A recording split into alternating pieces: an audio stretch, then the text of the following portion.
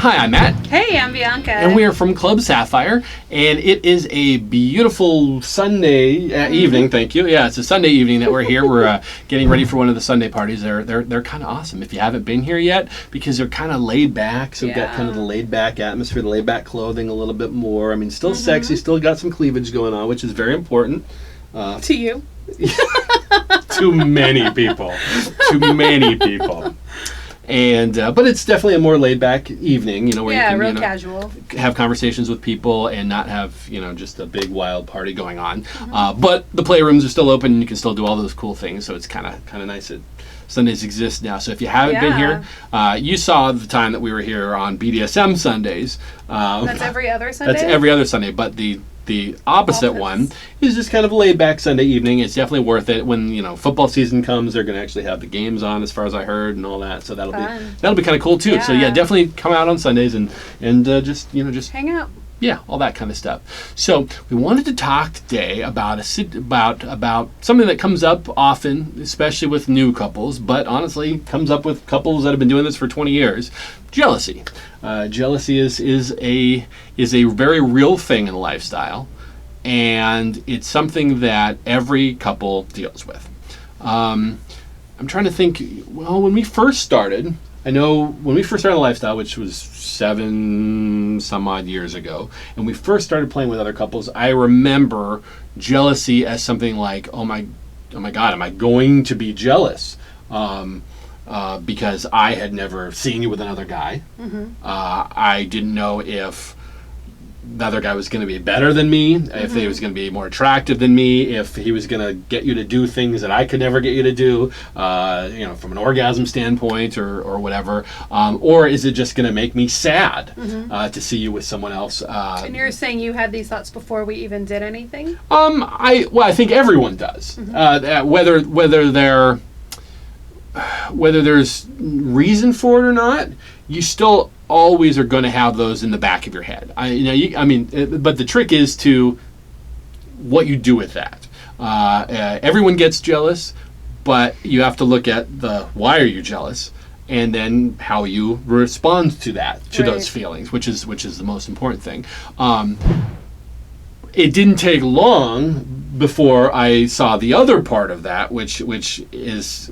You pretty much know after your first couple of times of playing with other couples is compersion, which is I find joy in you enjoying someone else. So if you are, early on we were only doing same room, and we were just so that we could check on each other and make sure everything that was okay. But I would see some guy just going to town on you or whatever, and you were just. Your eyes were in the back of your head, and you were just screaming and scaring neighbors and all those kinds of things.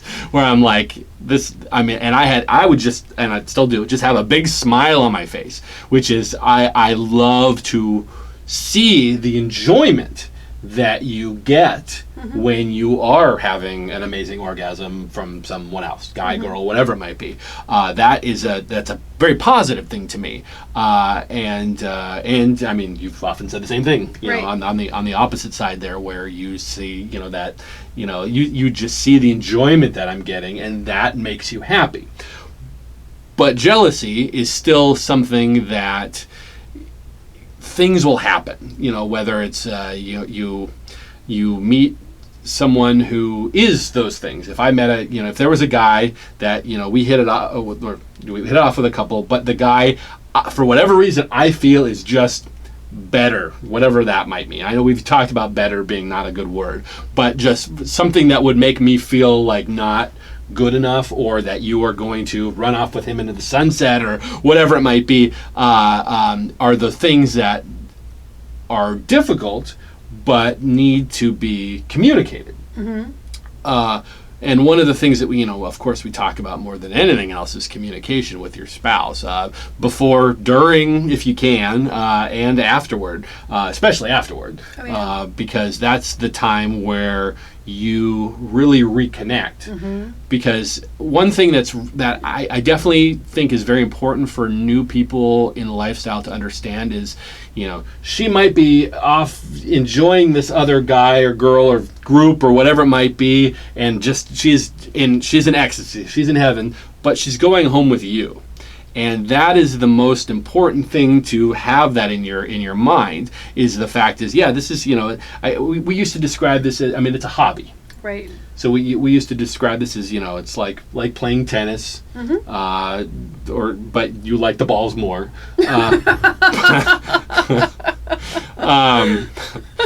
But it is really like that. If you're looking at it from a purely lifestyle standpoint, not talking about polyamory or anything like that. You're looking at it as purely like, this is something that you and I are going to do together. We're going to go out. We're going to have a great time. We're going to and purely if, never absolutely, because then you're asking for a bad time. But if it comes up and we do meet another couple and we do hit it off and we do go into the back or whatever it might be and play with each other, that's the end of that. I'm still going home with you, you're still going home with me. And then honestly the best part is the post sex. I don't know if that has a term to it. The post lifestyle sex. Well, I think that there's one way to combat the jealousy, but also kind of going off of what you're saying, is there needs to be for success in this, I think there needs to be some sort of reconnection between the partners. So whether it's, in the very beginning, you and I would leave the party or whatever, and we'd go to Denny's at 2 a.m, right, and sit there and with all the drunk people and all the hungover people, and you and I would just be, me in my trench coat, covering up your, because I hadn't thought of wearing going home clothes, sitting in my corset or whatever, and just totally uncomfortable, but, just giggling at, this is what happened, and we would talk about the entire experience, and so that was a way for us to come back and reconnect as just you and I. No one else is within this conversation. Exactly. It's just us. So if you come up with a way to reconnect, whether it's, we've talked to some couples where,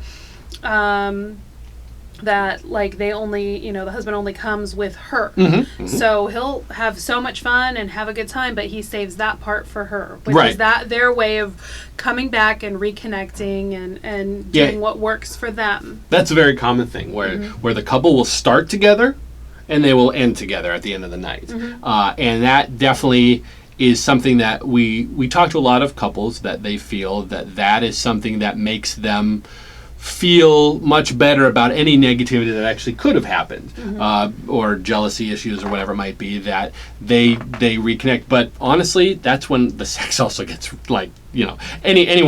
any couple will tell you that in the lifestyle. You have your pre lifestyle sex, which is when you're kind of thinking about it or talking about it, or when she's dressing in her whatever for the evening, and we have sex, and then we got to shower again, and then before we go. And you're talking about before we even go. Yeah, you said pre-lifestyle sex. So before you got into the lifestyle. No. Pre-evening, early evening sex, because we're just excited about the excitement of what could potentially happen tonight.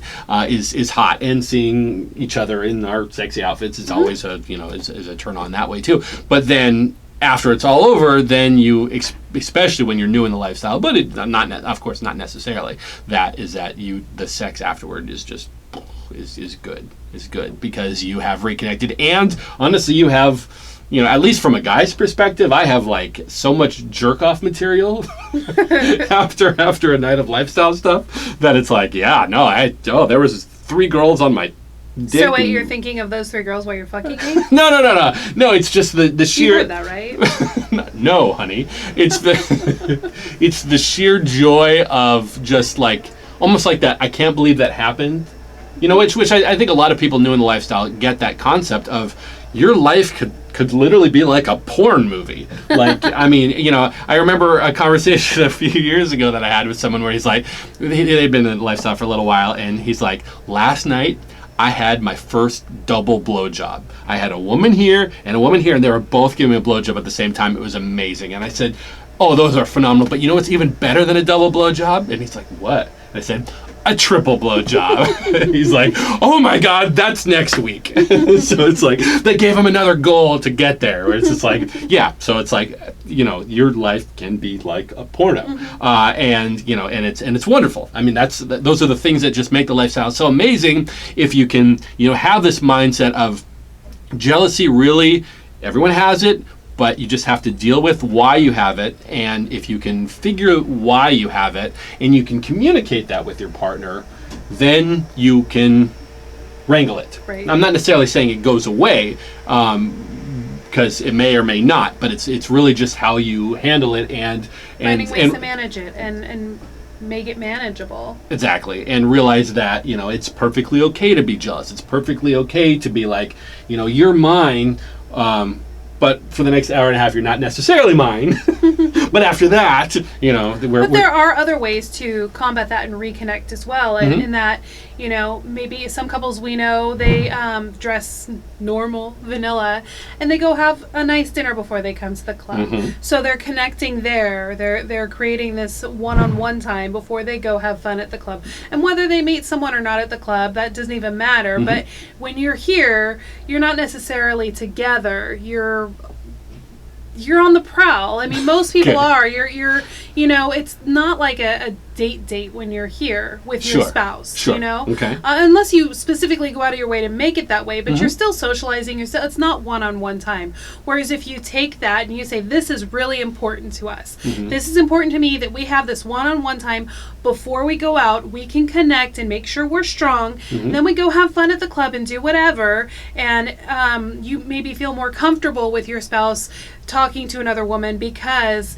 you had that connection beforehand. And then when you're done and you're wrapped up and you're, spent and all that, then you find another way to reconnect, even if it's just, maybe the drive home or going to get some dessert on the way home, or finding a way, or maybe it's, okay, we're going to sleep in tomorrow and we're going to have, I'm going to get coffee and we're going to have coffee in bed because I know we got home really late and I want to make sure that we have that moment to specifically reconnect afterwards, even if it's not right afterwards because you're too tired or whatever. Right. Finding those connections are so important to combat the jealousy issues that can come up. Exactly. And ignoring them and pushing them away just makes them bigger, I think. Exactly. And so, reconnecting is something that you almost, if you forget about it, you could have problems.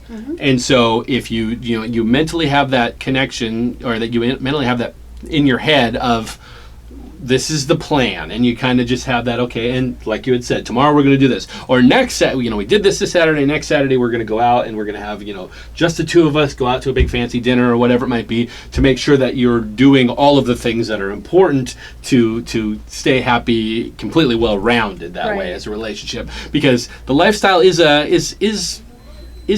kind of a weird thing. I'm not in a negative way at all, but except for videos like this, there really isn't much out there as far as informational.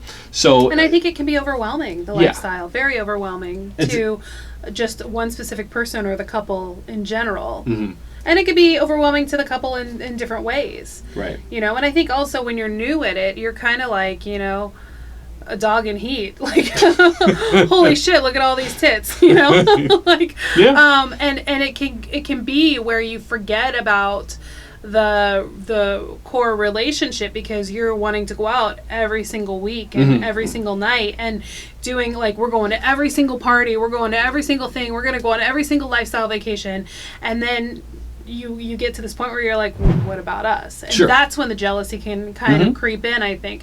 So if you're new and you know this going in, okay, these are what our rules are. We're always going to reconnect this way. And, yes, we're going to go on 2 lifestyle vacations a year, but you know what? We're also going to go on 2 or 3 just us vacations a year, and making that a part of your routine within the lifestyle as well can combat and prohibit or make the jealousy not happen. Right. Yeah, because when it comes down to it, you are doing this as a team. Right. And it's a team sport. It's a team sport.